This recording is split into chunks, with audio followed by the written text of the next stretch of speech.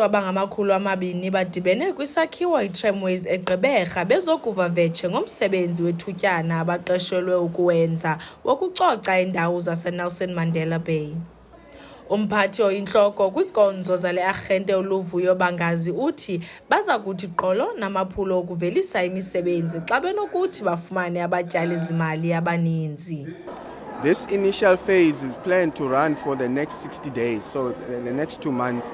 And obviously we are in an end of a financial year.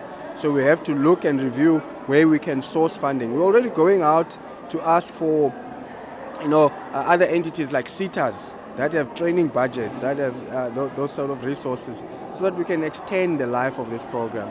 We don't want these people to start and end here. We want them to be capacitated, have more skills, and go out and join the formal economy. Umbhexeshi oyintloko webhunga ulothulela umnqwazi eliphulo esithi liza kuba nefuthe elihle kwisixeko. Sawukhumbula into yobana iNelson Mandela Bay Municipality used to receive awards for being the cleanest city in the country. And I think the campaign will help us to go back to our glory days. Secondly, the levels of unemployment are very high in the city. So this 200 will be a dent to the big number that needs employment.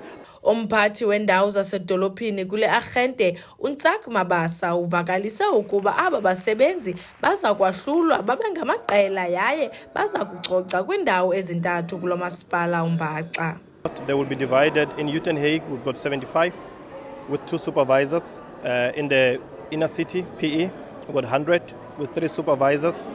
And at the stadium precinct, we've got 25 workers with 1 supervisor. Omnye waba basebenzi kweli phulo uthi unomnqweno wokuba landiswe ixesha lomsebenzi osekelwe lona.